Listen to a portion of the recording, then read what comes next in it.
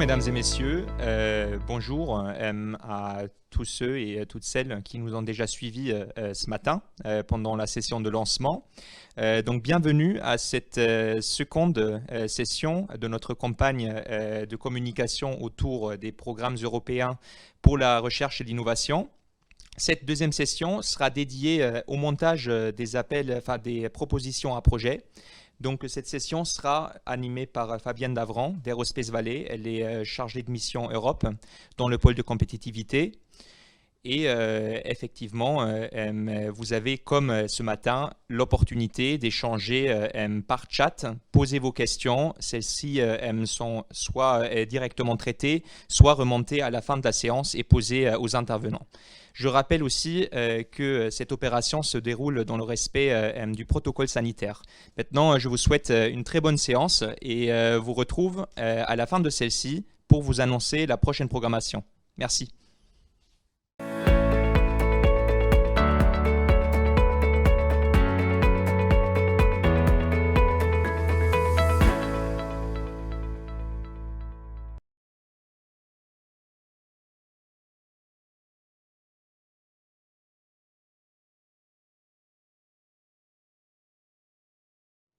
Bonjour à tous, bienvenue dans cette session comment candidater à un appel à projet européen.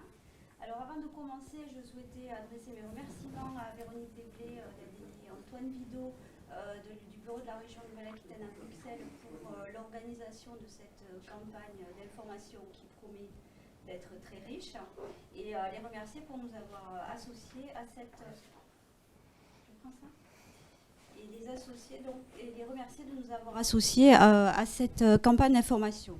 Alors aujourd'hui, pour m'accompagner sur cette session, nous aurons des personnes en plateau et des personnes en visio. Donc en plateau, Sophie Comte du pôle européen de la céramique. Bonjour. Et deux témoins, donc Antoine Doucet qui est de l'Université de La Rochelle et Marc Etcheverry qui est du groupe Geosat. Et nous aurons aussi des gens connectés à distance, donc Monica Dittel du ministère de l'Enseignement supérieur, de la Recherche et de l'Innovation. Nous aurons également Rainer Kling du Centre technologique Alphanov et Delphine Smag de l'INSERM Transfer. Voilà, donc aujourd'hui nous allons vous parler du comment candidater à l'Europe. Donc vous avez pu voir ce matin dans la session plénière le large panorama des programmes européens qui vont se dérouler donc de 2021 à 2027 avec à travers ces programmes de nombreuses opportunités de financement pour vos projets de recherche et d'innovation. Donc les projets européens, c'est avant tout bien sûr l'intérêt du financement, mais pas que. Il y a de nombreux bénéfices à participer à ces projets. Tout d'abord bien sûr l'ouverture et la visibilité européenne. Également la possibilité dans les projets collaboratifs, la possibilité de mutualiser des coûts et des efforts liés à un projet. Donc pour chacun des partenaires de bénéficier de cet effet levier. L'enrichissement technique, bien sûr, des partenaires d'un projet, mais aussi l'enrichissement humain et professionnel, parce que parfois, au détour des projets européens, on apprend aussi sur les méthodes de travail des autres. Et parfois aussi l'occasion, à travers ces projets, de pérenniser des partenariats. L'Europe, c'est les projets collaboratifs qui sont peut-être les plus connus, mais ce n'est pas que des projets collaboratifs, c'est aussi la possibilité de candidater sur des projets qu'on appelle mono-applicants, des projets où les entités ou les personnes candidatent seules. Et là encore, de nombreux bienfaits. Je pense par exemple à l'excellence scientifique qui est consacré par le Conseil européen de la recherche, le RC. Je pense aussi aux possibilités pour les chercheurs de développer leur carrière et leur mobilité à travers les bourses Marie Curie du programme Horizon Europe. Également, grâce à l'EIC, au Conseil européen de l'innovation, la possibilité, entre autres, pour les entreprises de développer leur croissance et de s'internationaliser. L'Europe, c'est pas toujours facile. Quand on démarre, comment faire? Quelles sont les premières les choses à connaître, les mécanismes? Parfois, on se sent un peu éloigné de tout ça et on ne sait pas par quel bout s'y prendre. Donc, on constate néanmoins, et les lauréats ne me contrediront pas, que c'est un investissement de départ, mais qui est très vite rentabilisé en cas de succès. Il est néanmoins important de bien se préparer et de bien connaître les personnes aussi qui, sur les territoires, sont là pour vous accompagner. Et c'est l'objet de cette session aujourd'hui. Donc pour démarrer, je vais passer la parole à Monica Dittel. Monica Dittel, qui est donc du ministère de l'Enseignement supérieur, de la Recherche et de l'Innovation. Elle est conseillère auprès du directeur général de la Recherche et de l'Innovation. Monica, je souhaiterais vous entendre sur quelques conseils pour se préparer en amont, bien avant la parution des appels à projets, par exemple. Quels sont les conseils que vous pourriez nous donner sur ce sujet? Monica, c'est à vous. Merci Fabienne, merci d'abord de m'avoir invité à cette petite intervention et je vais faire des remerciements à tout le monde, à Véronique, à Antoine, à Sabine, à Sophie, j'en oublie, à Delphine et puis surtout à mon binôme Rainer Kling avec qui on s'est un petit peu préparé pour faire cette présentation un peu de manière interactive.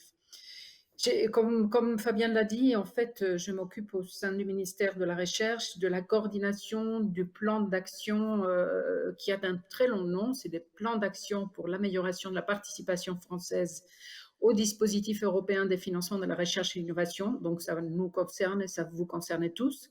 Et l'idée, c'est de mettre en place, en fait, une série de mesures avec toutes les actions qui en découlent pour, d'une part, mettre le cadre et les moyens pour inciter les chercheurs, les entrepreneurs français ou en France à candidater ou à s'intéresser ou à participer, à s'engager à l'Europe. Le deuxième axe, c'est qu'est-ce qu'on doit faire pour mieux accompagner. Nous avons Fabienne, Véronique et d'autres ici parmi nous qui sont là pour vous aider justement en tant qu'initiateur d'un projet ou évaluateur d'un projet. Donc, comment mieux organiser cet accompagnement qui existait déjà et qui est très important en France. Et puis, un troisième axe qui nous semblait absolument essentiel, c'est comment s'organiser pour mieux influencer, au sens positif du terme, bien sûr, avec un cadre éthique auquel on tient, qui est le respect de la confidentialité et d'autres aspects importants de l'influence, mais comment se positionner, comment défendre nos intérêts, nos valeurs, nos thématiques et nos priorités, évidemment dans une approche européenne.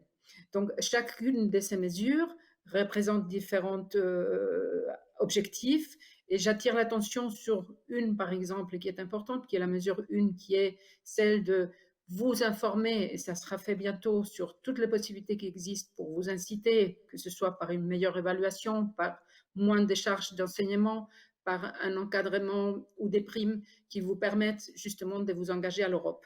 Je ne vais pas détailler tout le reste parce que Fabienne m'a demandé de plutôt parler sur comment se préparer en amont à la déposition d'une proposition de projet. Et c'est là où peut-être, si c'est possible, on voudrait avec Raina peut-être faire quelque chose d'un peu interactif. Donc, ce qui est très important, en fait, lorsque on réfléchit à s'intéresser à l'Europe, c'est voir que l'Europe, c'est avant tout une opportunité pour un chercheur, pour un ingénieur, pour un entrepreneur ou pour toute autre personne qui travaille dans l'ESRI. Puisque maintenant, il y a des possibilités de s'engager de multiples manières. Et une manière qui nous intéresse et qui nous motive davantage, évidemment, c'est le dépôt des propositions de projet avec pour ambition de décrocher ce financement, non pas parce que le financement est clé, mais parce que ça va nous offrir des opportunités multiples en matière de recherche et innovation. Et donc, c'est cette préparation qu'il faut faire avec soin. Et une première chose qui est très, très importante, c'est à quel moment on dépose un projet. Est-on mûr? A-t-on vraiment réfléchi à toutes les questions qu'il faut avoir répondues? Est-ce qu'on s'est posé toutes les questions nécessaires pour vraiment pouvoir être prêt? Parce qu'il faut le dire, c'est une compétition qui est très importante. Mais je vous rassure, les propositions françaises ont un taux de réussite qui est très important. Donc, c'est quelque chose qui est très encourageant par rapport à des conditions dans d'autres États membres en Union européenne. Donc, à quel moment? Le plus tôt possible. Dès que vous avez une idée, intéressez-vous à quelles sont les opportunités dans ma région, dans mon pays, mais évidemment à l'Europe, qui s'offrent à moi en fonction de mes besoins. Et il faut parfois établir une stratégie à court terme, à moyen terme, à long terme. C'est ce que je conseille et c'est ce que mes conseillers, en fait, mes patrons, quand j'étais moi-même encore en laboratoire, qui disaient, aie toujours une stratégie avec une vision à long terme, mais prépare le chemin pour y arriver. Donc, définissez bien cette stratégie et réfléchissez tout de suite au partenariat dont vous aurez besoin. C'est-à-dire un partenariat au sein du labo, au sein de l'équipe, au sein du labo, avec d'autres laboratoires, avec d'autres partenaires académiques. N'oubliez pas, bien sûr, des partenaires industriels ou inversement, si vous êtes un industriel, réfléchissez. Parfois, vous trouvez des compétences justement chez vos voisins de l'université ou d'un établissement public français qui peuvent vous apporter des compétences. Et s'ils ne peuvent pas vous apporter des compétences, ils peuvent vous aider justement à vous orienter sur des équipes appropriées par rapport à vos besoins et inversement. Donc, ça, c'est une chose qui est vraiment fondamentale et il faut vraiment avoir en tête qu'il faut être bien préparé, qu'il faut anticiper, qu'il faut convaincre. Donc, il ne s'agit pas, je l'ai lu dans des propositions de projet de très nombreuses fois, telle ou telle chose est très importante, ce n'est pas convaincant. Il faut vraiment apporter des arguments qui fassent conclure au lecteur et notamment à l'évaluateur que ce que vous proposez est vraiment important pour l'Europe. Donc, définissez bien le problème. Identifiez les appels à projets et lisez bien les documents. Vous ne pouvez pas faire l'impasse. C'est souvent un des problèmes.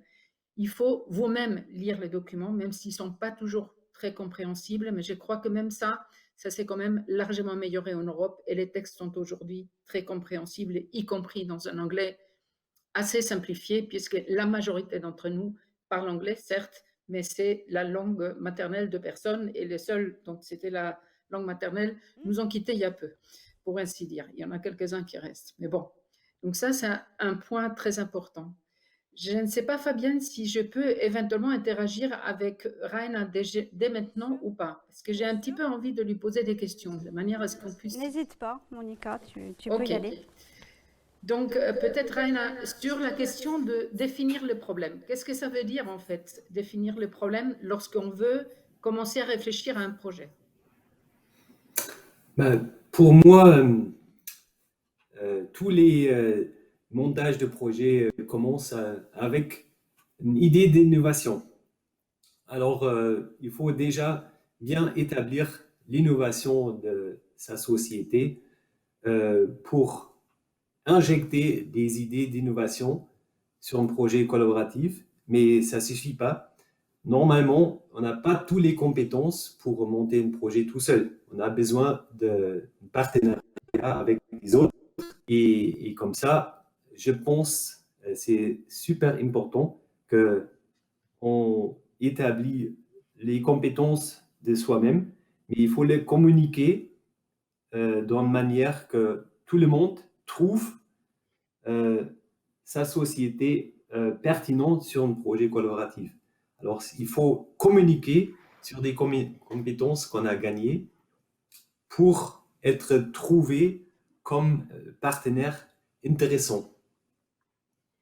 Raina, si je peux interrompre, donc il faut une idée qui soit vraiment nouvelle, qui soit, parce que ça s'applique également aux établissements publics en réalité, il faut que ce soit une idée novatrice.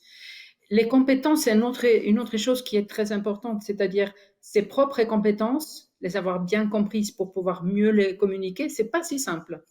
Et puis surtout, quelles sont les compétences que nous n'avons pas pour pouvoir trouver les partenaires. Donc, comment vous procédez pour identifier les compétences nécessaires à la réalisation du projet et ensuite identifier ceux qui peuvent être les meilleurs pour vous les apporter? Alors, je profite d'une expérience de à peu près 20 ans sur le domaine des lasers et j'ai monté une quinzaine de projets collaboratifs européens. Et l'élément clé pour moi, c'est faire quelque chose que j'appelle le technology scouting. Sur ma domaine, je visite régulièrement tous les salons et toutes les conférences qui touchent le domaine laser. Et c'est là où on trouve des compétences intéressantes, où on trouve des partenaires qui ont des compétences complémentaires à nous. Et c'est là aussi où on crée ensemble avec des partenaires potentiels, dans le coin de café ou autre, des idées ensemble. Alors, je trouve que le technology scouting, c'est un élément clé pour monter des projets collaboratifs.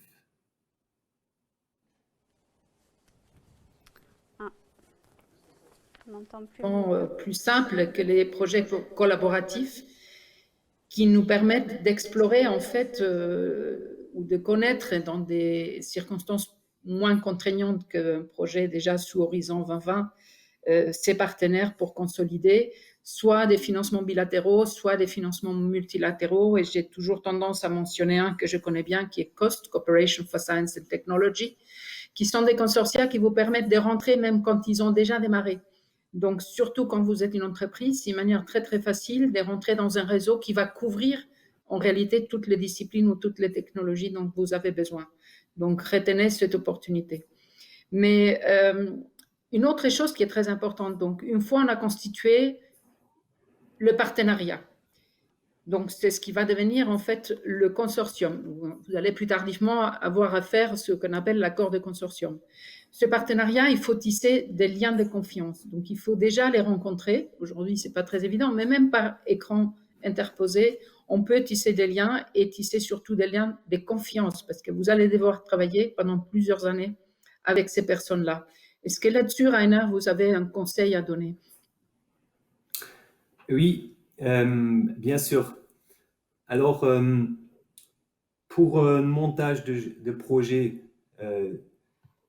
on fait typiquement des réunions hebdomadaires déjà pour créer l'idée de projet ensemble.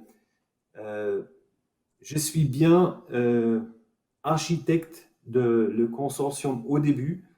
Je commence avec une page blanche pour déjà établir l'idée, qu'est-ce qu'il me faut comme compétences sur un tel projet pour adresser l'appel à projet qu'on a déjà identifié correctement. Et pour le moment, j'ai quelques tâches sur mon papier où j'écris la compétence qu'il faut injecter dans le projet et après, on cherche des partenaires. Parfois, on commence avec 2-3 partenaires, mais il nous faut 10. On discute dans les réunions hebdomadaires ensemble qui seront éventuellement des partenaires pertinents sur un tel consortium. Et si on n'a pas des idées, il ne faut pas hésiter à demander d'aide, soit contacter des NCP, soit utiliser des logiciels. Il y a pas mal de sites web qui proposent à trouver des partenaires européens pour des projets collaboratifs. Ou pourquoi pas utiliser des réseaux sur la domaine, Aerospace Valley, on a pas mal de pôles de compétitivité qu'on peut contacter, qui sont pas mal de compétences et un réseau assez large en termes de partenaires. Demander, on cherche un partenaire avec une telle compétence, qu'est-ce que vous conseillez à injecter dans le projet? Tout à fait. D'ailleurs, il y a deux choses que je retiens de ce que j'ai entendu, Rainer. Le premier, c'est que si vous êtes l'initiateur d'un projet et que vous positionnez, vous pouvez vous positionner comme coordinateur, surtout pour les projets collaboratifs, c'est très fondamental. Vous prenez le leadership, donc vous guidez le consortium, le partenariat vers là où vous voulez aller. Donc ça, c'est un point, un message pour nos auditeurs que je voulais retenir. Et la deuxième chose, c'est dans la recherche de partenariat, c'est d'utiliser en fait tout outil. Et une chose importante, c'est qu'il faut creuser quels sont les projets autour de la thématique qui ont déjà été financés par l'Europe. Et cette information est aujourd'hui beaucoup plus facilement disponible qu'il y a quelques années pour voir si un projet similaire ou autour de la thématique que vous souhaitez aborder ont déjà été financés par l'Union européenne. C'est important parce que d'abord, ça vous permet peut-être de trouver des partenaires potentiels et ça vous permet aussi de voir comment votre projet, comme vous le faites avec la littérature scientifique, se positionne par rapport à des projets financés déjà, que ce soit en recherche ou en innovation, en partenariat purement public ou privé. Et c'est très important dans les positionnements du projet, me semble-t-il. Peut-être une question encore, comment vous définissez ensuite le plan de travail, les livrables, les work packages, les fameux paquets de travail? Ouais, Et excusez-moi, et les critères de réussite, puisque vous allez devoir définir des Key Performance Indicators. Pardon. exactement. Euh, c'est c'est un boulot assez chronophage. Euh, je dis il faut se préparer assez tôt, identifier l'appel à projet directement après la publication, parce que il nous reste typiquement quelques semaines, douzaine de semaines de préparation. Si on euh, commence pas l'écriture de projet assez tôt, on va se terminer avec une proposition qui n'est pas tout à fait, qui constitue pas tous les éléments qu'on voulait injecter. Alors, à l'époque, la proposition européenne constituait d'une soixante-dizaine de pages. Maintenant, c'est assez réduit. Alors, c'est un peu plus facile à le construire. Mais actuellement, vu que l'écriture prend beaucoup du temps, une proposition, on paye typiquement des consultants qui sont la profession de homogénéiser les propositions. Nous, on fait des contributions techniques. Eux, ils les intègrent sur un document qui est homogène en termes de chapitres pour adresser tous les éléments qui sont nécessaires pour gagner un tel projet. Alors peut-être je peux ajouter ici quelque chose. Sachez que si vous êtes une entreprise, vous avez des aides pour financer justement l'accompagnement par une société de conseil. Et vous avez des aides financières aussi du côté de l'ANR si vous voulez, par exemple, vous faire aider dans le montage des projets. Donc ça, c'est toujours dans la phase préparatoire. Vous pouvez identifier d'une part comment obtenir des moyens pour vous faire aider, financer éventuellement un conseil par une société spécialisée ou comment vous faire aider par des services d'accompagnement qui s'appellent, selon l'établissement public ou privé, Cellule Europe ou Direction aux affaires juridiques, ça dépend. Dans les entreprises, ça s'appelle souvent différemment. Mais en tout cas, il y a des gens spécialisés auxquels vous pouvez avoir accès et qui peuvent vous aider aussi en vous orientant et donnant des conseils. C'est très important, que ce soit le secteur public ou privé. Merci. Peut-être encore une Excusez-moi, petite... Oui. Oui. j'ai oublié une chose importante. Il faut absolument lire attentivement l'appel à projet qui adresse pas mal des mots-clés. Alors, c'est facile à rater des compositions qu'il faut injecter dans le projet. Et c'est aussi là où les consultants se demandent si on a adressé tous les éléments qu'il faut à l'appel correctement. À l'époque, on a recyclé pas mal de propositions européennes pour l'adresser à notre appel. C'est plus l'actualité. Maintenant, les appels à projets européens sont super ciblés et super précis et il faut l'adresser correctement. Merci. Merci à tous les deux, Monica et Rainer. Donc, ce que je retiens de vos échanges, c'est que donc, on ne va quand même pas à l'Europe par hasard. Hein. On répond à une stratégie à plus ou moins long terme, mais en tout cas, on est guidé par une réflexion. Ce qui ne veut pas dire non plus qu'on ne répond pas à des opportunités de partenariat, mais en tout cas, il faut que ça s'inscrive dans une véritable stratégie de l'entité qui candidate. On y va parce qu'on a défini aussi un projet d'innovation, enfin en tout cas une innovation qu'on veut porter sur cette scène européenne. Et on y va en ayant déjà cultivé, entre guillemets, un partenariat.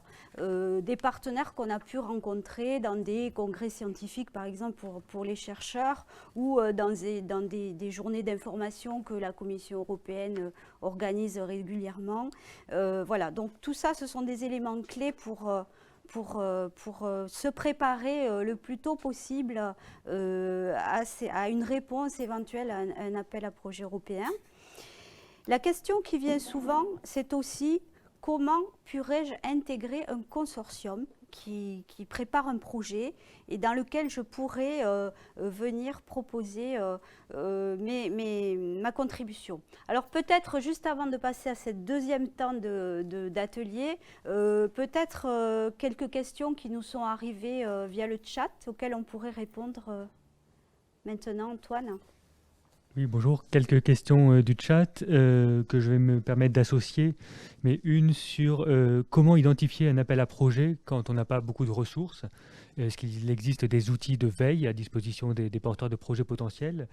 Et peut-être une question qui est un peu liée, comment avoir une connaissance globale et exhaustive des projets qui sont déjà financés au niveau européen sur une thématique précise?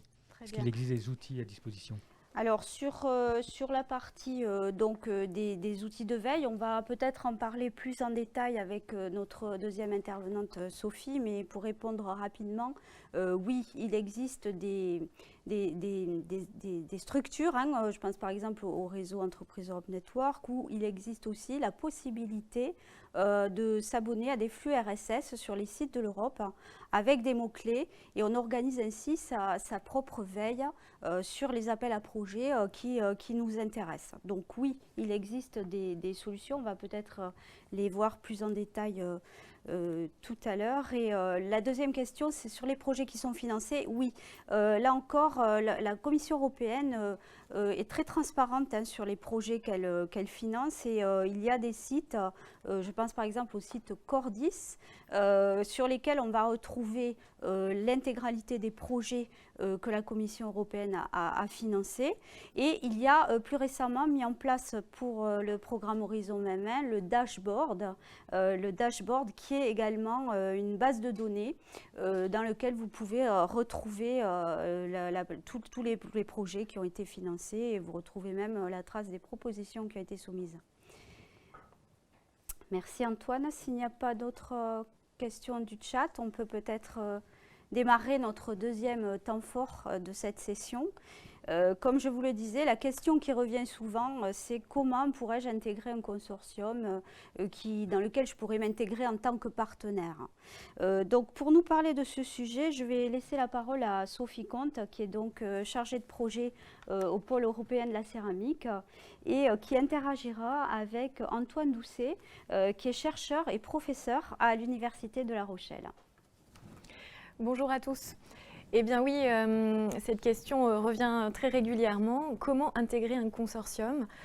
Comment intégrer un consortium d'un projet européen? Eh bien avant un projet, comme le disait tout à l'heure Monica Dittels, il y a des réseaux.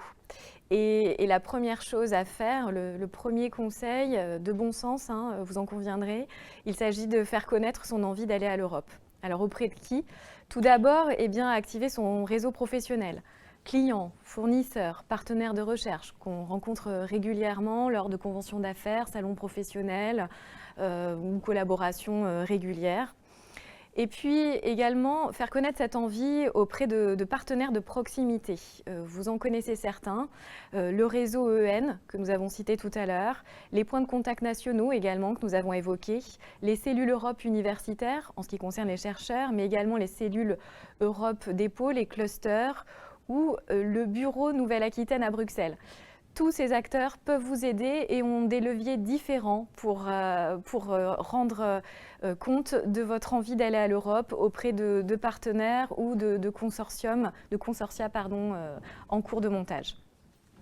Deuxième conseil, eh bien peut-être se rendre visible, se faire connaître. Et ça passe bien entendu par votre internationalisation, enfin une image internationale, pardon. C'est-à-dire avoir peut-être une présentation de votre structure en anglais, un site internet, un contact bien sûr affiché clairement concernant les projets européens. Participez également à des Call for Papers. C'est l'occasion, en convention, congrès scientifique, de se faire connaître et de faire connaître son innovation ou ses compétences. Participez également à des infodés ou des brokerage events. Eh bien, tout simplement, je ne sais pas si vous connaissez, il s'agit d'événements gratuits organisés parfois par la Commission européenne, parfois par exemple par le réseau EN, des conventions d'affaires, durant lesquelles vous pourrez avoir des informations ciblées sur un appel à projet, mais également rencontrer d'éventuels partenaires au travers d'entretiens B2B. Et dans ce cas-là, il est important de se préparer en amont. Pourquoi pas identifier donc cet appel à projet, essayer de le décrypter, comprendre quelles sont les typologies de partenaires et pourquoi pas rédiger une feuille d'intention sur laquelle vous allez très clairement mettre en avant des mots-clés, vos compétences.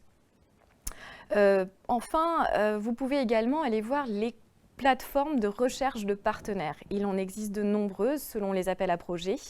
Et là, vous avez la possibilité d'offrir vos compétences. Il y a un onglet offre de compétences et vous pouvez renseigner votre profil.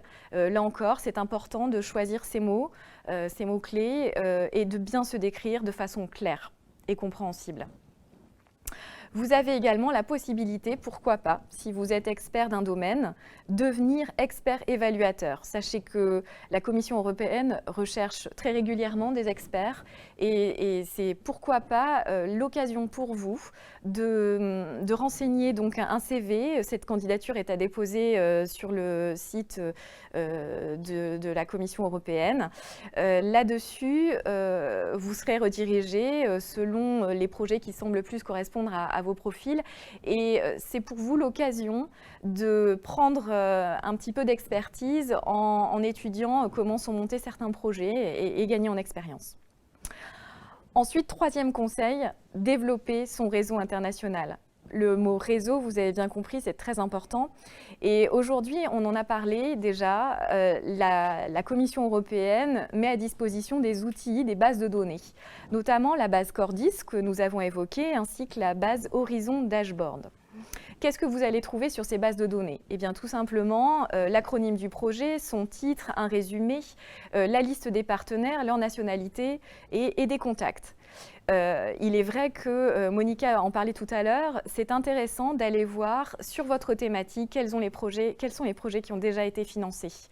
Ça vous donne une indication de qui est financé et par la suite, pourquoi pas les rencontrer, prendre contact avec eux. Il faut savoir que souvent, quand on a gagné, on y retourne et souvent on a plus de chances de gagner à nouveau. Alors pourquoi pas les accrocher, ces partenaires qui ont la chance de gagner. Ensuite, identifier des représentants ou associations professionnelles sur Bruxelles à démarcher, à se faire connaître de ces réseaux-là. Vous pouvez passer donc par le bureau Nouvelle-Aquitaine de Bruxelles qui saura vous les identifier et pourquoi pas vous mettre en relation lors d'une rencontre sur Bruxelles quand ce temps de Covid sera passé.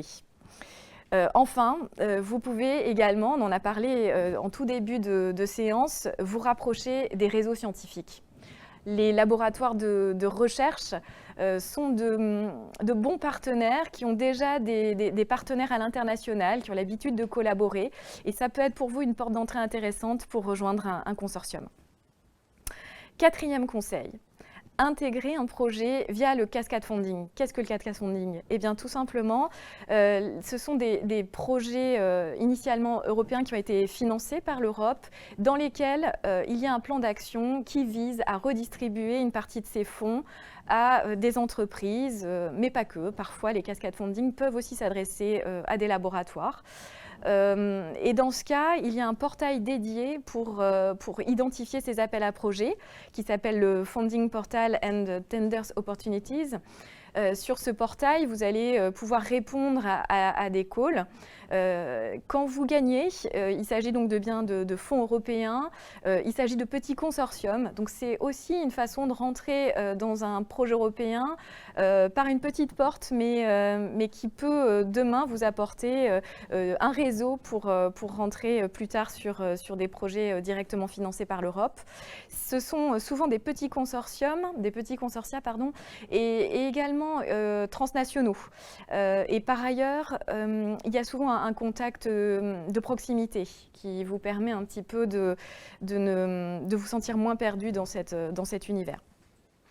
Enfin, cinquième conseil, rester en veille sur l'actualité européenne, sur les appels à projets, mais également sur l'agenda des infodés, des webinaires d'information et pourquoi pas mettre en place une veille personnalisée, par exemple sur cette plateforme de recherche de partenaires, sur ces plateformes, ou paramétrer une veille personnalisée avec vos acteurs de proximité. Voilà, j'en ai fini pour ces différentes pistes et chemins qui peuvent vous mener vers des consortia européens. Et on va maintenant écouter le témoignage d'Antoine Doucet, qui est professeur à l'Université de La Rochelle et qui aujourd'hui est intégré à 2 projets européens, l'un qui a commencé en 2018 et l'autre en 2019. Il est au laboratoire informatique, images et interaction. Et Antoine, pourriez-vous nous dire comment vous êtes arrivé à ce premier projet européen, New Eyes, qui est un programme H2020 SHS. Dites-nous un petit peu comment vous avez fait pour intégrer ce consortium. Oui, alors donc l'objet, enfin je vais peut-être déstructurer le discours, mais l'objet de ce débat, en fait, c'est comment intégrer un consortium. Et en fait, ma réponse, elle est qu'en fait, le meilleur moyen d'intégrer un consortium, c'est d'en créer un, en fait. Donc moi, ce qui m'est arrivé, j'ai plusieurs partenariats bilatéraux, donc on rejoint un peu le cascade funding. J'ai des partenariats bilatéraux en recherche, pas forcément financés, avec différents pays, avec l'Autriche, la Finlande, des partenaires avec qui je travaille de longue date pour différentes raisons, et qui sont actifs dans des projets européens. Donc naturellement, je leur ai dit, mais est-ce que vous pourriez m'intégrer dans le consortium dont je sais que vous êtes en train de le monter, où nous apporterions telle et telle et telle compétence. Le problème, c'est que si votre relation bilatérale n'est pas le porteur du projet, elle a beaucoup de mal à se faire entendre. Elle va apporter elle va transmettre votre message, mais la réponse, ça va être on est déjà 10, on est déjà 12, on est déjà 8, le gâteau s'étend, on n'a pas envie de faire entrer quelqu'un d'autre parce qu'on couvre déjà tous les besoins de l'appel à projet qu'on a ciblé. Donc là-dessus, moi ce qui m'est arrivé, en fait, c'est une opportunité. C'est en voyant un appel parfaitement adéquat à ce que j'avais en tête dans plusieurs collaborations bilatérales, j'ai réfléchi, puis je me suis dit que je pouvais peut-être mettre tout ce monde-là ensemble et puis essayer de monter un consortium en réponse à l'appel à projet qui était dans l'appel SHS, dans le SC6, ça s'appelait dans Horizon Europe, et maintenant c'est Cluster 2, je crois. Non, c'était dans Horizon 2020, pardon, bien sûr, peu importe. Vous aviez l'idée quand même de montrer de quoi vous étiez capable, de gagner en crédibilité auprès de ces acteurs que vous rencontriez. En fait, ce qui a suscité l'idée, je pense, c'est aussi l'ANR-MRSEI, dont on reparlera plus tard, qui est un soutien au montage de projets avec une condition sine qua non. Donc en France, pour inciter, c'est dont parlait Monica Dittel tout à l'heure, en fait, pour inciter les Français à déposer des projets, et en particulier en coordination, c'est un soutien de l'ANR qui est assez peu sélectif, et qui vous permet d'avoir une aide pour faire des réunions, ce qui a été dit aussi également précédemment. C'est important de se rencontrer dans la phase de préparation du projet, et pour avoir de l'aide, on en parlera peut-être après, d'un consultant. Ça a été évoqué aussi ce matin. Donc ça a créé une opportunité assez naturelle, et puis ça m'a aussi donné la légitimité de coordonner le projet, alors que les partenaires étaient plus expérimenté, il faut le dire, dans le domaine des projets européens, parce que je n'avais participé à aucun. Et donc l'opportunité s'est faite comme ça. Cette bourse MRSEI vous a permis, il me semble, d'embaucher une personne pour vous aider, c'est ça?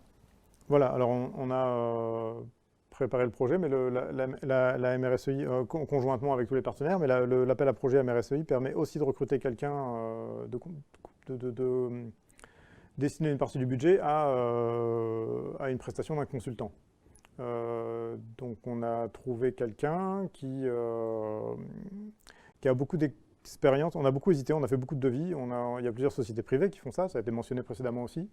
Et puis on a choisi de recruter quelqu'un qui a son auto-entreprise en fait en Slovénie, pour te dire, et qui a beaucoup d'expérience dans notre discipline, parce que moi je suis informaticien, on parlait d'un projet en sciences humaines, mais il y a tout un volet informatique pour permettre en gros de l'analyse, l'intelligence artificielle appliquée à l'histoire, pour vraiment résumer très brièvement le projet. Donc c'est une chercheuse en informatique qui a participé à beaucoup de projets européens, et y compris a fait partie des experts et a donc co-présidé des comités de sélection de projets européens. Donc évidemment, c'est quelqu'un qui va tout de suite percuter sur la proposition que vous lui soumettez là vous allez perdre un point, là il manque ça, vous n'avez pas parlé de ça, etc., etc. Qui sait exactement ce qui doit être dans une proposition et qu'on ne sait pas quand on manque d'expérience. Cette expérience de l'évaluation des projets, en tous les cas des propositions, et c'est un plus quand on dépose. Voilà. Et elle avait énormément de réseaux, ce qui vous a permis peut-être, concernant le deuxième projet, vous disiez, de rebondir peut-être avec son réseau. Voilà, tout à fait. Alors c'est vrai que le fait de déposer un projet, ça donne immédiatement une visibilité, et je parle de déposer, même pas d'obtenir, parce que le fait de déposer un projet, c'est aussi une façon de gagner de la crédibilité vis-à-vis des gens avec lesquels on dépose. Donc il faut vraiment s'investir, leur montrer ce dont on est capable, leur montrer qu'on a des idées, leur montrer qu'on peut les mettre en œuvre de façon structurée dans un projet.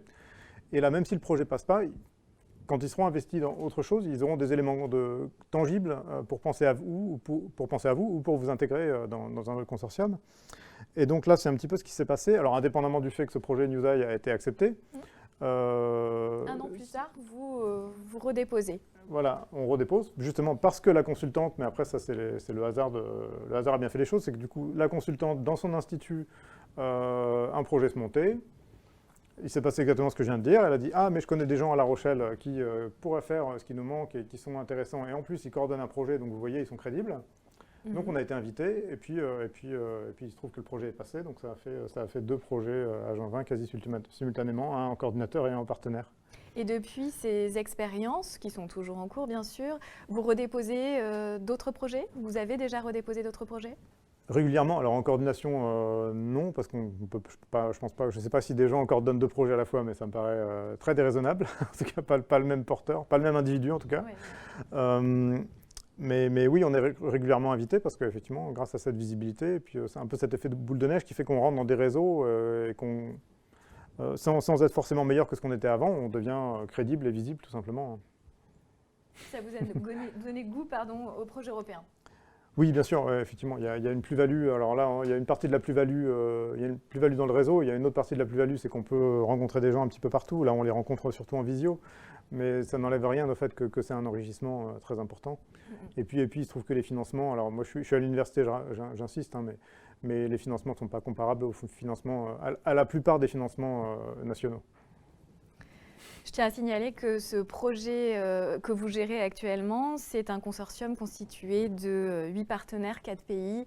Donc, ce n'est pas non plus l'envergure qu'on imagine parfois sur ces projets européens.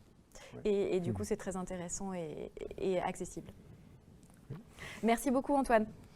Eh bien, merci. Oui, merci à tous les deux. Alors, écoutez, le parcours d'Antoine finalement est un peu atypique, hein, puisque moi je rencontre beaucoup de PME notamment qui me disent moi je veux faire mes premiers pas, mais en tant que partenaire, hein, parce que je ne me sens pas de coordonner, je n'ai pas les moyens et je veux rentrer dans un consortium et voir un petit peu comment ça se passe. Et on constate finalement que le parcours d'Antoine, il a été un petit peu à rebrousse-poil, puisque c'est la décision de la coordination qui l'a ensuite permis de créer son réseau et d'être amené aussi vers des projets en tant que partenaire.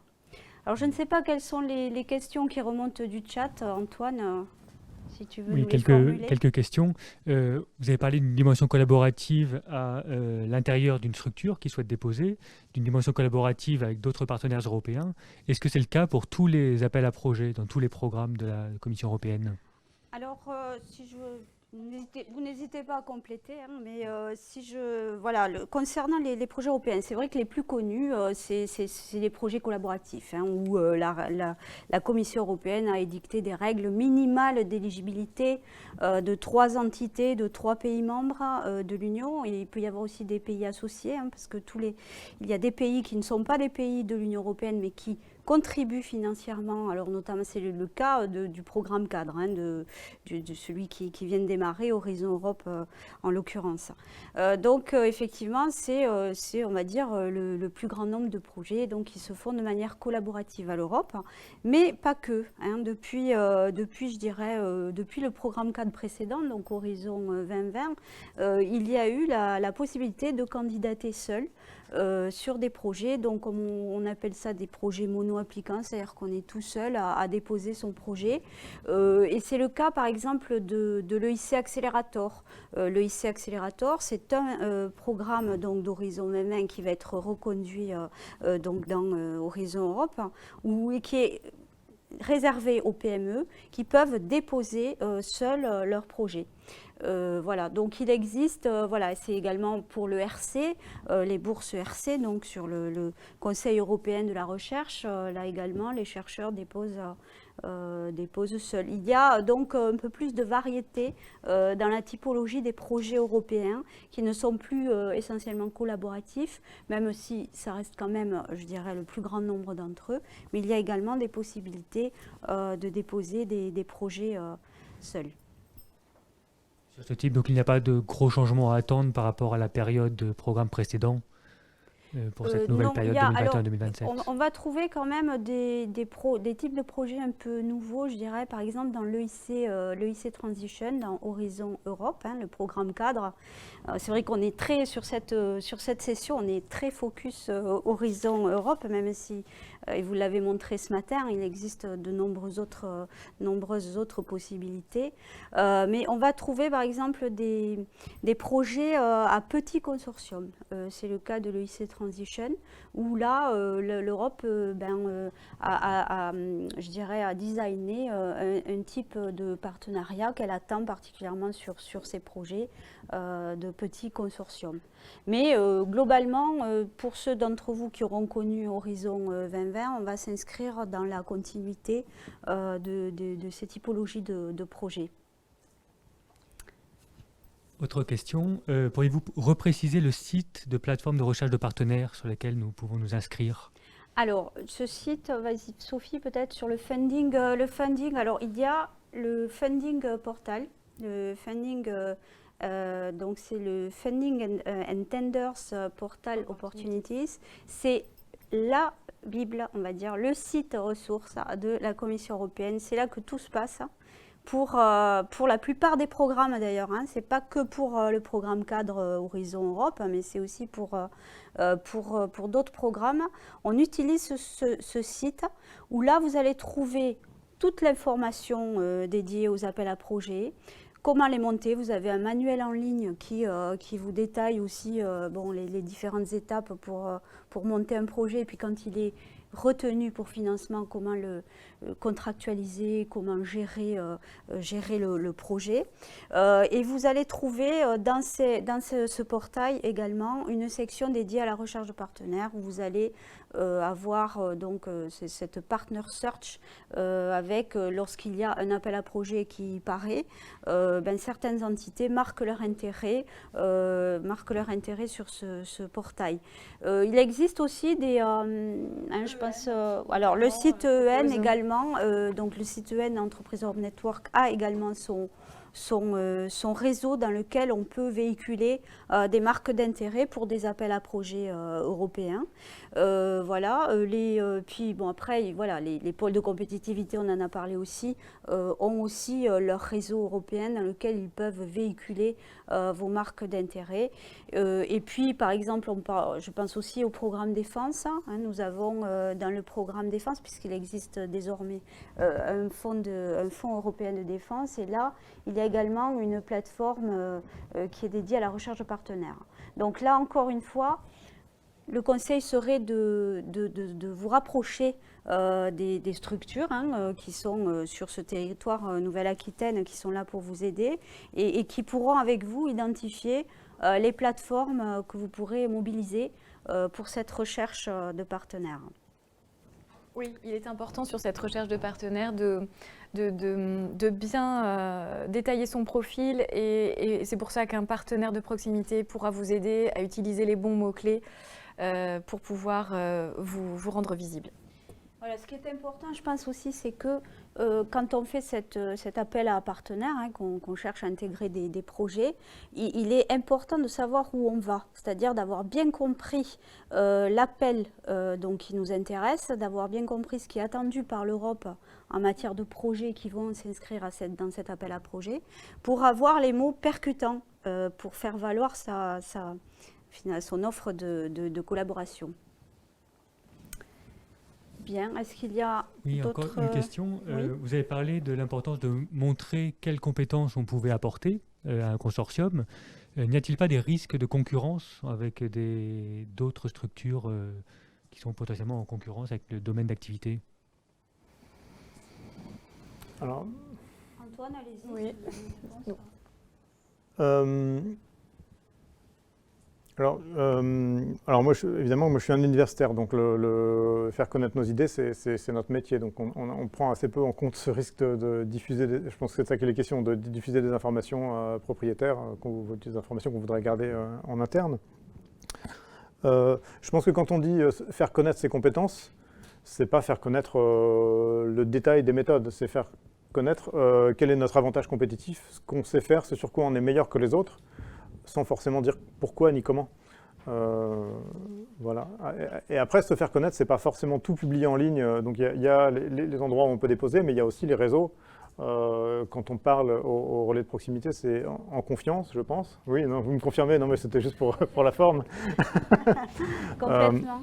Voilà. Bon, ouais. Après, ce qui est important de comprendre aussi, c'est que quand on a un sujet qui est ultra confidentiel, bon, déjà par nature, il n'est pas forcément collaboratif. Donc bon, voilà, là on va sur, et ça rentre aussi dans la stratégie dont on parlait au départ. Hein, c'est-à-dire que on sait pourquoi on va chercher des collaborations. N'oublions pas cet effet levier aussi dont on a parlé, de mutualisation de coûts et d'efforts qui vont permettre de nous aider donc à mener à bien ce projet. Mais effectivement, il faut être prêt à partager un certain savoir, une certaine compétence. Après, la compétition, elle s'exerce à l'échelle européenne. Monica l'a évoqué en tout début, c'est quand même des projets d'excellence. Ces projets européens sont des projets qui sont très compétitifs, qui sont pour la plupart de très bon niveau. Donc, bon, il faut plutôt essayer de s'armer, il ne faut pas avoir peur de la compétition. Il faut essayer de s'armer pour être le meilleur et, voilà, et remporter l'appel. Je ne sais pas si je peux intervenir, Fabienne. Monica, oui, bien sûr, nous t'écoutons. Très rapidement sur la question de la compétition, c'est comme dans une relation amicale, il faut sous-peser, c'est pour ça que je disais tout à l'heure, il faut créer des réseaux de confiance ou des relations de confiance avec ceux qui vont devenir des partenaires, parce qu'à un moment donné, vous allez devoir communiquer votre idée ou vos idées au-delà des compétences. Monsieur Doucet a répondu très justement, les compétences c'est une chose, les idées en fait c'est une autre. Donc il va falloir pour certains projets aller au collaboratif, parce que justement on ne peut pas les faire tout seul, et il faut sous-peser avec qui on va travailler et en qui on a confiance. Ça c'est aussi une question très personnelle en réalité. Merci. Merci Monica. Alors, Marc Etcheverry, on ne l'a pas entendu jusqu'alors, mais on va l'entendre, bien entendu. Donc, Marc Etcheverry, c'est notre troisième témoin. Désolé, j'aborde le sujet un peu vite, mais juste pour réagir sur les apports qu'on peut avoir et la protection intellectuelle. Nous, comme on l'a vécu et comme on le vit avec d'autres partenaires, il est important d'avoir une stratégie de propriété intellectuelle qui va de pair en fait avec ce dépôt de projets au niveau européen. Alors de toute manière, nous on est rassurés très rapidement puisqu'il y a des NDA, il y a des accords de confidentialité qui sont signés d'emblée dès qu'on rentre en contact avec les partenaires potentiels. Donc ça déjà, ça vient border un petit peu la relation et ça permet de protéger au niveau d'une PME ou d'une ETI. Cet accord de confidentialité, de toute manière, permet de vous protéger. Deuxième étape, au niveau européen, c'est l'accord de consortium qui est un prérequis indispensable pour la signature au niveau de la Commission européenne. Et là, donc en fait, on rentre quand même dans des discussions juridiques qui sont quand même plus importantes et qui viennent vraiment sécuriser vos apports. Sur ça, un petit conseil, désolé, hein, j'ai un petit peu anticipé mon intervention, mais n'ayons pas peur et n'ayez pas peur de faire appel à des consultants, à des avocats pour vraiment venir sécuriser vos apports. Et notamment, alors nous ça a été le cas au sein du groupe Geosat, mais on a une stratégie de dépôt de brevets, donc il faut vraiment bien lister, prendre le temps, hein, ne pas avoir peur au risque de ralentir un petit peu certaines procédures, ne pas avoir peur de bien lister tous les apports qu'on amène en propre au sein du consortium pour pouvoir après, au moment de la commercialisation, y retrouver un petit peu ces petits. Voilà. Merci Marc. Et bien écoutez, on va vous laisser la parole d'ici quelques minutes, mais donc je vais passer à la troisième et dernière partie de cette session qui concerne la coordination. Donc Antoine Doucet en a parlé. Coordonner un projet européen, c'est pas forcément simple, hein. Il faut se préparer, il faut savoir bien anticiper le poids de la coordination parce que effectivement, ne nous voilons pas la face, coordonner un projet, c'est du travail en plus hein, par rapport à une position de partenaire dans un projet. Le coordinateur, c'est d'abord lui qui va créer le projet, même s'il n'est pas seul, bien entendu, surtout dans le cas bien sûr de projets collaboratifs, mais il va aussi faire le travail de fédérer des partenaires autour de ce projet. Il va s'occuper la plupart du temps aussi des aspects administratifs. Il va être un peu le contrôleur du budget. Donc tout ça, ça a un poids. Voilà, il faut bien l'anticiper, mais il ne faut pas en avoir peur. Parce que ça a un poids, mais ça a aussi une qualité forte, qui est que cela permet d'infléchir aussi le contenu de la proposition. Et on a beaucoup plus, je dirais, de marge de manœuvre quand on est coordinateur que quand on est partenaire. Où là, on peut, bien sûr, on l'a dit, on donne ses idées, on montre ses compétences, on donne des idées, mais le coordinateur, c'est quand même celui qui va piloter le projet et qui va donc infléchir quand même de manière la plus forte le contenu du projet et maîtriser aussi la qualité. Hein. Ça, c'est important, on sait ce qu'on fait, alors, sauf si on ne le fait pas de la bonne manière, mais en général, on maîtrise mieux la qualité que quand on est partenaire ou on dépend d'un autre coordinateur. On en a parlé déjà précédemment, mais quand on veut coordonner un projet, il est bien important de connaître l'appel auquel on candidate. Alors ça, on l'a déjà dit, mais il faut bien comprendre, lire le contexte. Et chaque mot compte dans un contexte européen parfois. J'ai certaines personnes qui me disent « Oh, mais il n'y a pas beaucoup de contenu de descriptif dans ce contexte. » Et en réalité, quand on regarde de plus près, on sait qu'il y a donc des mots, il y a tout un contenu à analyser finement pour savoir ce qui est attendu par l'Europe en matière de réponse et de projet. Et il faut aussi, je dirais, constituer une core team de partenaires. Alors ça, on en a un petit peu parlé, je crois que c'est d'ailleurs Rainer qui en parlait aussi tout à l'heure. C'est important, le coordinateur, il faut très vite qu'il constitue sa core team de partenaires, parce que l'idée, c'est pas de constituer le projet tout de suite à 10 partenaires. Hein. Souvent, on constate dans les projets européens que les projets se construisent d'abord sur la base d'une core team. 2 partenaires. On a évoqué tout à l'heure aussi avec Monica le fait de la complémentarité qui peut s'exercer entre des entreprises et des acteurs académiques, des laboratoires de recherche ou des universitaires, donc qui vraiment peuvent apporter une complémentarité riche dans un projet européen, et c'est ainsi que l'Europe aussi le voit. Voilà, donc je vais maintenant donner la parole à Delphine Smag, qui est donc de l'INSERM Transfert, qui va donc... Delphine, vous êtes directrice adjointe du financement de la recherche collaborative à l'INSERM Transfert, et vous êtes donc également la représentante de la cellule Europe de la délégation régionale INSERM Nouvelle-Aquitaine. Donc Delphine, nous aimerions vous entendre sur quelques conseils, on va dire, pratiques pour un coordinateur de projet. Est-ce que vous pourriez nous dire quels seraient les conseils que vous délivreriez à un coordinateur de projet qui se lance dans la coordination? Oui, merci. Je suis ravie d'être avec vous aujourd'hui. J'entends. Si j'avais 2 conseils à donner pour bien réussir son projet, ce serait de bien s'organiser, hein, bien sûr, et puis ne pas hésiter à se faire aider. Si je reprends un peu le déroulement d'un projet, vous avez commencé par écrire un petit synopsis en tant que coordinateur de la vision que vous avez du projet, des objectifs du projet, de comment il répond bien à l'appel, quels sont les objectifs généraux, les livrables attendus, les résultats. Alors, je crois qu'il y a un problème de son. Il y a un problème de son, alors peut-être, je crois qu'on vous entend mal, Delphine. oui, les premiers conseils donc, de l'intérieur pour démarrer une coordination.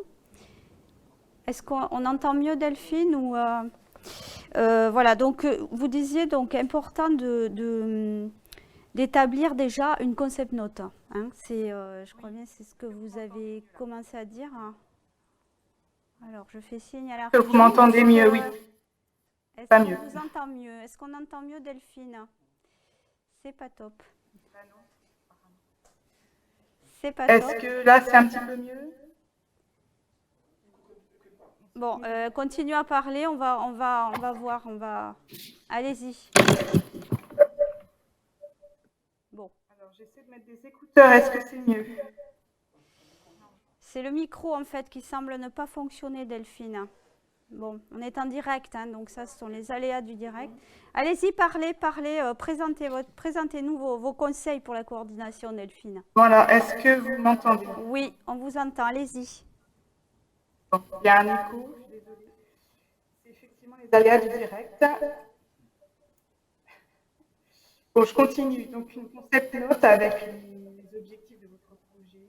Vous allez vous en servir pour parler de votre projet autour de vous, en interne et d'autres entreprises. Je vois que vous faites la move, donc ça ne doit pas bien marcher. Non, je prends le relais.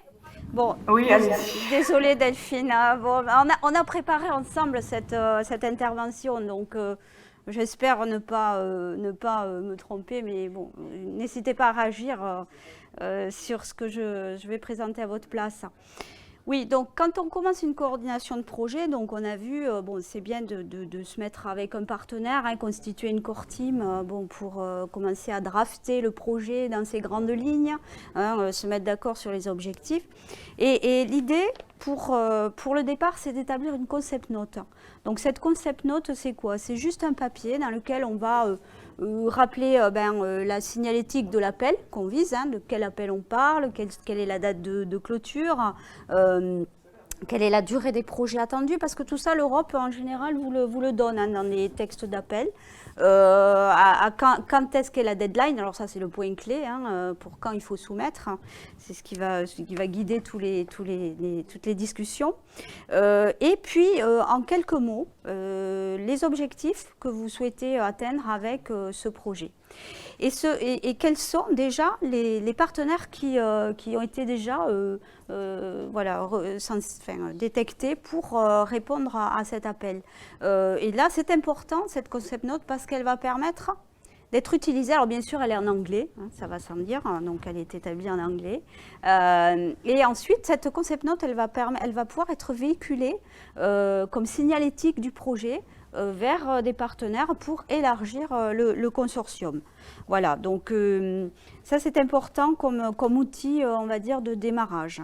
Après, donc Marc, vous l'avez évoqué, mais effectivement, ne pas hésiter à mettre en place un NDA. Si vous estimez qu'il y a certaines informations du projet qui sont un peu confidentielles ou sensibles, eh bien, il y a la possibilité d'établir un NDA, donc un Non-Disclosure Agreement, qui est un accord de partenariat. Il existe des modèles de NDA. Hein, les sociétés en général en ont, parce qu'on fait aussi des NDA quand on fait des partenariats industriels, mais il y en a également il y a à l'Europe un site qui s'appelle l'IPR Helpdesk, qui en fait est très utile sur toutes les règles liées à la propriété intellectuelle, et qui cet IPR Helpdesk délivre également des modèles de NDA. Et puis, une fois qu'on a fait tout ça, eh bien, on organise bien sûr sa recherche de partenaires, hein, quand on est dans un contexte de projet collaboratif. Donc là, je ne vais pas redire ce qui vient d'être dit, mais mobiliser ces réseaux. Parce que souvent, et c'est le cas par exemple de nombreuses PME qui se sentent un petit peu isolées, mais en réalité elles ont des réseaux. Elles ne savent juste pas comment les mobiliser. Donc c'est les réseaux, les réseaux de partenaires industriels, par exemple. Faire connaître aussi son intérêt pour cet appel à projet. Alors dans les académiques, Antoine nous en a parlé, c'est faire savoir cette envie de répondre à cet appel à projet dans les congrès scientifiques. Voilà. Et puis, bien entendu, quand on organise sa recherche de partenaires, donc on va chercher bien sûr les complémentarités, mais il faut faire très attention que les complémentarités, on les prend pas au hasard. Hein. Ces complémentarités, il faut qu'elles s'inscrivent vraiment dans le scope de l'appel. Et c'est là où on revient à la lecture du call text, du texte de l'appel qui, en général, fait mention de ces complémentarités, de ces partenaires. Et puis, on l'a déjà dit, mais il est toujours bon de le redire, ne pas hésiter à mobiliser les dispositifs qui existent. Donc, en France, on a la chance d'avoir de nombreux dispositifs qui sont là pour aider les coordinateurs de projets. Alors, je pense par exemple aux aides de BPI France. BPI France a des aides qui s'adressent aux entreprises de moins de 2000 salariés et quelles entreprises veulent coordonner un projet européen. Et donc cette aide permet de couvrir en partie le coût d'un cabinet conseil.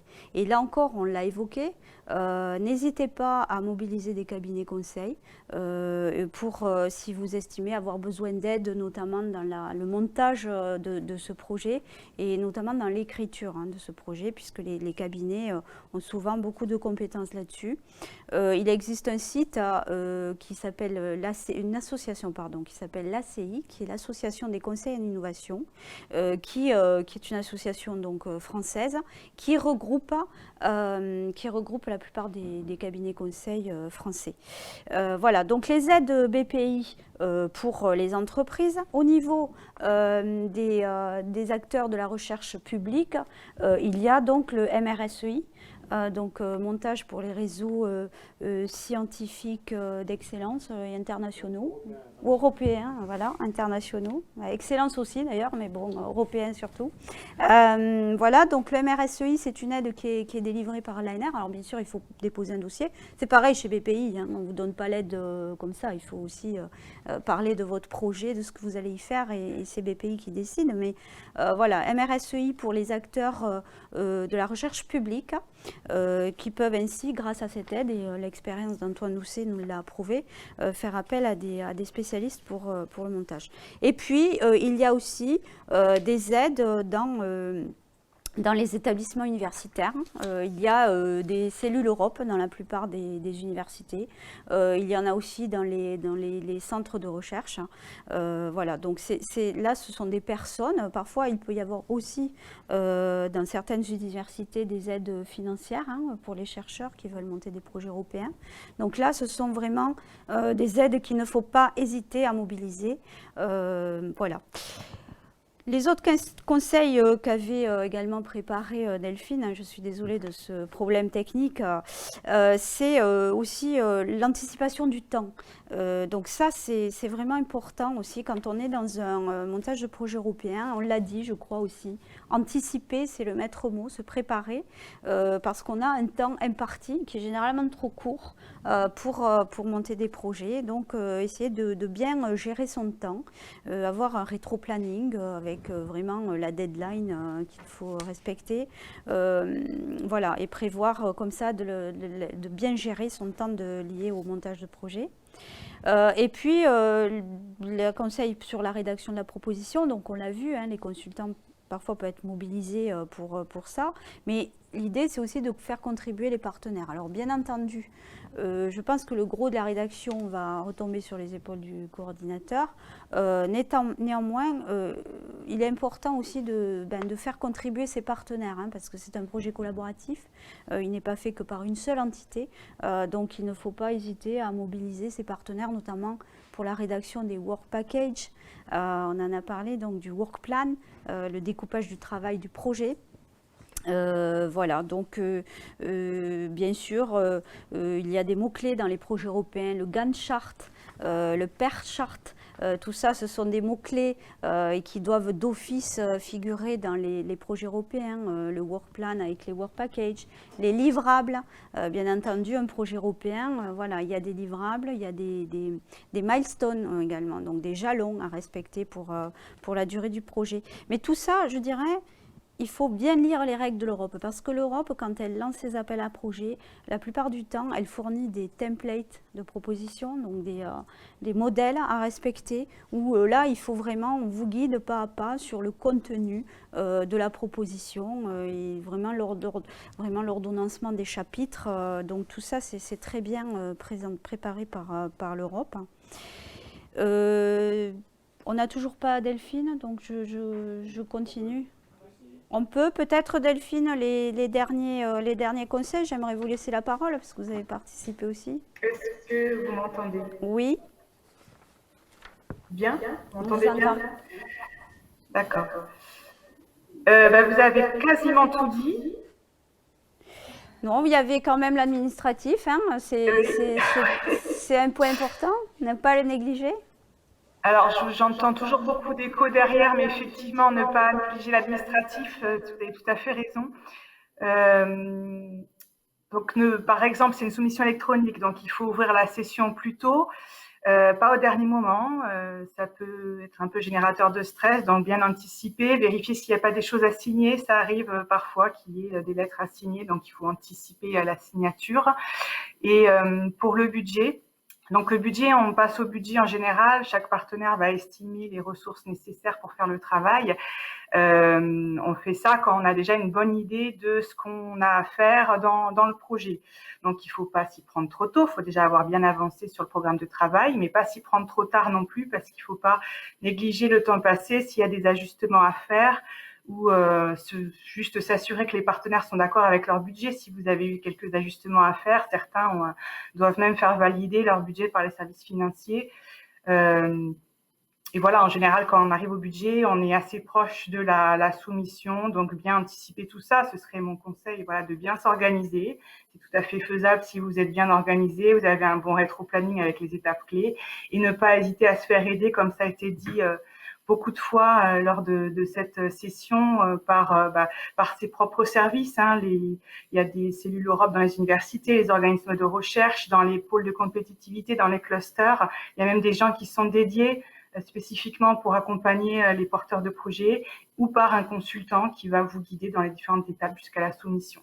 Voilà, puis si c'est OK, je repasse la parole à Fabienne pour la suite. Merci Delphine. Alors, pour terminer cette session, j'aimerais qu'on passe la parole à Marc. Donc Marc Etcheverry, vous êtes directeur du développement du groupe Géosat. On vous a un petit peu entendu sur les règles liées à la propriété intellectuelle, mais j'aimerais que vous nous racontiez votre parcours à l'Europe et par quoi vous avez commencé et comment vous avez vécu ces projets européens. Merci Fabienne, merci pour l'invitation, merci à Aerospace Valley et ADI qui nous soutiennent depuis longtemps. Alors nous, on a un parcours original pour nous parce que c'est une première au niveau européen, mais je suppose assez familier pour beaucoup d'entreprises qui nous écoutent aujourd'hui. On a démarré nos demandes au niveau européen en 2016. Alors en 2016, on était beaucoup plus petit puisqu'actuellement on a un groupe d'à peu près 500 personnes, mais on s'est dit c'est peut-être le bon moment pour booster un petit peu notre recherche et développement sur tous les sujets, on va dire, de cartographie 3D de l'environnement. Et donc on a poussé, accompagné par un cabinet de conseil local, un instrument PME qu'on a déposé auprès de la Commission européenne. Alors ça a été un travail titanesque, hein, clairement, heureusement qu'on était accompagné, puisque déjà il faut rédiger en anglais, il y a une structuration de projet qu'on ne maîtrisait pas encore, et puis il fallait un petit peu aller très très loin dans la réflexion de ce qu'on voulait, nous, en termes de projet. Ça a été très formateur. Alors, je vais aller rapidement à la fin de l'histoire, on n'a pas été sélectionné pour cet instrument PME, mais ça nous a permis, après 2 soumissions en 2016 et 2017, d'obtenir un certificat d'excellence, un Seal of Excellence de la Commission européenne, qui venait en gros nous dire c'est pas mal. Alors, on ne vous sélectionne pas, on ne vous donne pas d'argent cette fois-ci, mais vous êtes dans les clous, vous n'êtes pas très loin, et surtout on reconnaît, alors l'excellence c'est peut-être un peu pompeux, mais on reconnaît qu'il y a quelque chose d'assez intéressant dans ce que vous êtes en train de mener au niveau recherche et développement sur tout ce qui est cartographie 3D. Ça nous a beaucoup encouragés. Donc c'était en 2016-2017, on avait une petite équipe de R&D d'à peu près 2-3 personnes. Alors actuellement il y en a 15, donc on a franchi un cap sur 5 ans. Mais ça nous a donné envie de continuer. Alors parallèlement, la région Nouvelle-Aquitaine nous a accompagnés et continue à nous accompagner sur des projets de R&D. On est allé sur d'autres guichets également, PSPC, BPI France, mais on a toujours gardé en tête l'idée de poursuivre un petit peu le chemin avec la Commission européenne, avec l'Union européenne, pour 2 raisons principales qui ont déjà été évoquées. C'est la qualité de l'accompagnement financier déjà, pas mal de subventions et un petit peu moins d'avances remboursables, donc ça c'est intéressant, et surtout la possibilité de trouver des nouveaux partenaires. Sortir un peu des frontières, trouver des partenaires avec d'autres compétences et commencer un petit peu à nous internationaliser et aller chercher un petit peu voilà, de l'expertise que nous ne possédons pas ici en Nouvelle-Aquitaine ou en France. Donc sur ces sujets-là, outre cet instrument PME qui n'a pas abouti, le certificat d'excellence en fait, nous a permis de commencer à être référencés, de trouver de nouveaux partenaires, de participer à des ateliers, de rester informé via Aerospace Valley et ADI également sur des projets. Et donc, par hasard, on est rentré en contact avec une société catalane qui est basée à côté de Barcelone, GeoNumerics, petite société, des chercheurs très compétents. Et sur un atelier dédié aux drones, en fait, on a vu qu'il y avait, il y avait un terrain d'entente commun, il y avait un vocabulaire commun. Et on s'est dit, c'était en 2017-2018, j'ai plus la date exacte, et on s'est dit, il faut qu'on trouve un sujet. Voilà, donc il faut qu'on trouve un projet en commun. De quelle manière, on ne sait pas. Donc on est resté en contact pendant quelques mois, sans forcément trouver. Et puis un jour, c'est un de vos collègues d'Aerospace Valley qui est venu nous chercher en nous disant, il y a cet appel à projet Neptune, donc Croissance Bleue. Voilà, Cascade Funding, voilà, j'avais plus le terme. Voilà, donc un projet de la Commission européenne sur tout ce qui est la croissance bleue, en fait, un projet Neptune à l'époque. Suite à ça, en fait, on a bâti. En fait, voilà, il y avait un projet européen, il y avait nous cette connexion forte, comme vous l'avez appelé, cette core team. Donc on était 2 avec GeoNumerics, 2 entreprises qui s'entendent bien, un projet qui peut être intéressant à démarrer. Et puis voilà, on a pris notre papier et puis on a écrit les premières lignes de ce projet qui étaient sur étude de l'érosion du littoral. Donc ça c'est un thème malheureusement d'actualité. Étude de l'érosion du littoral avec tout ce qui est des modèles 3D. Donc voilà, on a mené ce projet à bout. Alors ça n'a pas été forcément évident de notre côté Geosat parce qu'on ne connaissait pas tous les mécanismes européens, mais notre partenaire GeoNumerics, qui est un petit peu plus petit que nous, par contre avait internalisé déjà cette compétence de projet européen. Donc ils nous ont vraiment aidés, il y a eu un transfert de compétences intéressant et on a vraiment travaillé à 2 pour obtenir ce projet. Très bien. Et alors ça, cette expérience donc du projet ICOS, hein, c'est comme ça qu'il s'appelait. Donc il a répondu à du Cascade Funding.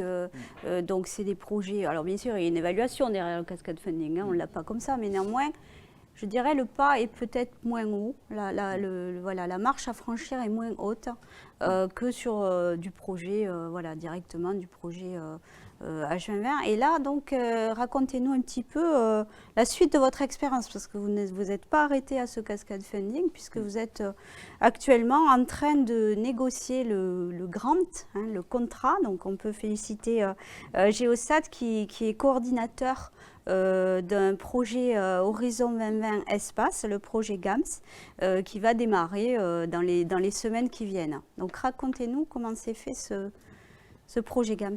Ouais, c'est vrai que suite à ce premier projet Neptune, Croissance Bleue, l'appétit est venu avec nos collègues et nos amis catalans. Donc on a terminé, on a clôturé ce projet et puis on s'est dit, voilà, qu'est-ce qu'on pourrait démarrer, qu'est-ce qu'on pourrait continuer dans les prochains mois. Là encore, avec un peu d'inertie et chacun son plan de travail, ça a pris quelques temps.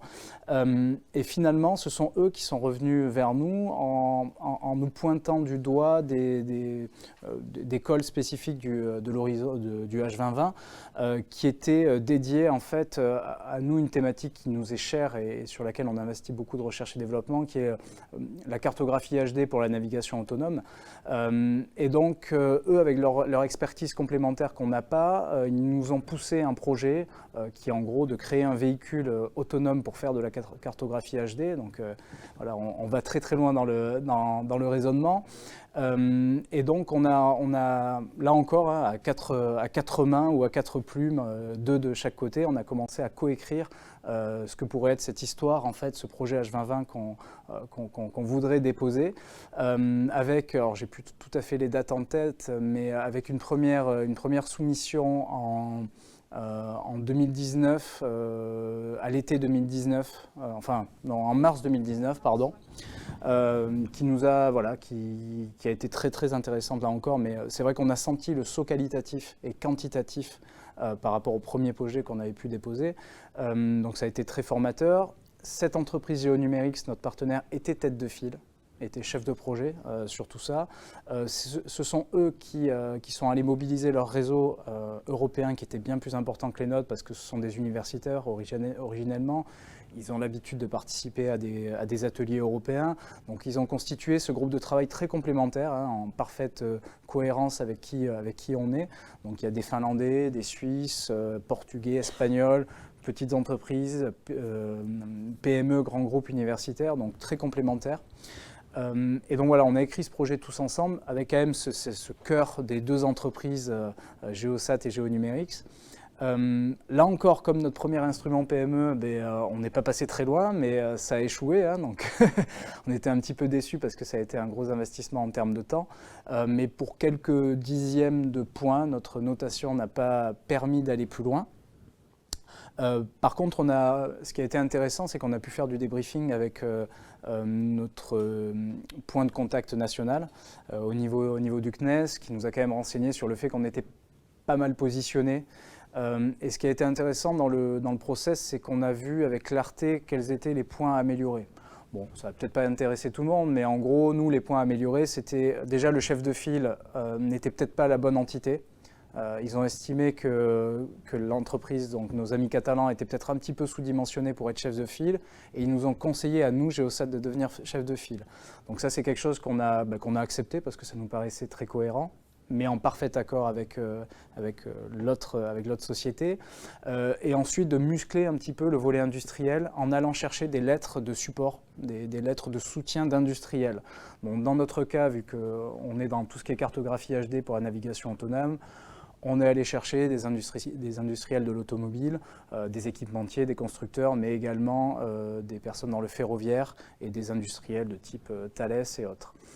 Donc une fois fait ça, parce que le dossier était plutôt bien structuré, on est repassé dessus, mais on a changé de stratégie, voilà, nouveau leader et nouvelle lettre de soutien, et on a fait une nouvelle soumission au moment du premier confinement l'an dernier, en mars 2020, en croisant un petit peu les doigts, Geosat devenait leader. Donc voilà, vous avez compris un petit peu le positionnement, leader, mais avec une autre société qui était très fort en appui derrière.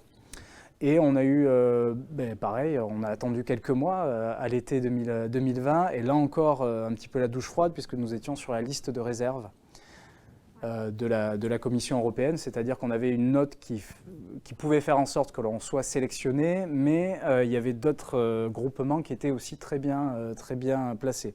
Donc il a fallu attendre quelques mois pour que la Commission européenne vérifie que les budgets étaient là pour en fait nous repositionner comme projet éligible pour ce H2020. Voilà, donc un parcours un peu, il faut s'accrocher, mais oui, on peut y arriver. Et on constate que vos efforts ont payé, et puisque là, toutes les conditions sont réunies pour que vous démarriez, et on vous souhaite un véritable succès sur la gestion de ce projet GAMS.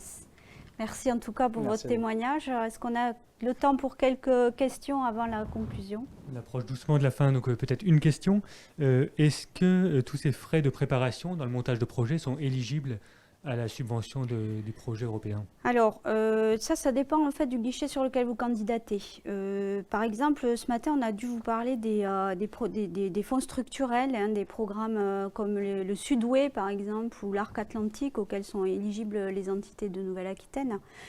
Sur ces programmes-là, il est possible, effectivement, de vous faire rembourser en partie, il y a des plafonnements, mais de vous faire rembourser les frais liés à la préparation du projet. Ce qui ne sera pas le cas si vous candidatez à un programme Horizon Europe. Là-dessus, les frais ne sont pas remboursés pour ce qui est la préparation du projet. Voilà, écoutez, je pense on arrive au terme de cette session. Alors d'abord, un grand merci à tout le monde sur le plateau et en visio pour vos contributions intéressantes. J'espère qu'on aura donné envie aux gens de candidater parce que c'est le but. Hein. Voilà, l'Europe, c'est accessible, hein, ça n'est pas que pour certains. Voilà, tout le monde peut y arriver. On a vu Geosat qui a démarré, voilà, ils n'étaient pas du tout à la taille qu'ils ont maintenant, ils étaient une plus petite entreprise et ils ont réussi à s'y mettre. Voilà, donc c'est accessible. N'hésitez pas à vous faire aider, voilà, mobiliser toutes les structures qui sont là sur le territoire pour vous aider. On a parlé des cellules Europe des universités. Dans les pôles de compétitivité, il y a également de très bonnes compétences à l'Europe et quasiment tous les pôles de compétitivité français ont des responsables Europe et qui ont toutes les compétences pour aider leurs adhérents là-dessus. Et bien sûr, il y a le réseau Entreprise Europe Network dont on a parlé également, qui là encore peut vous aider avec beaucoup d'efficacité dans vos projets européens, vos recherches de partenaires. Voilà, j'en arrive au bout. Je pense qu'on est bien dans le timing. Voilà, c'était un petit challenge. Bon, nos excuses pour ces petits problèmes techniques. J'espère qu'ils ne vous auront pas trop embêtés. Et bonne chance à tous pour votre participation au projet européen.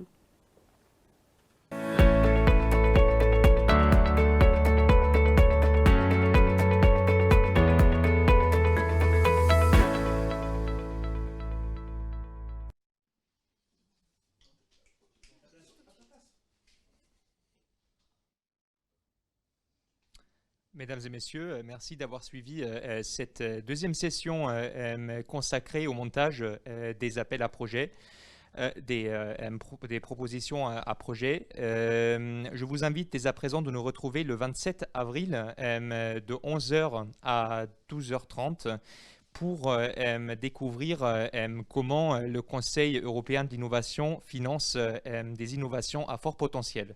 Merci d'avoir assisté à cette journée d'aujourd'hui et je vous dis à bientôt. Au revoir.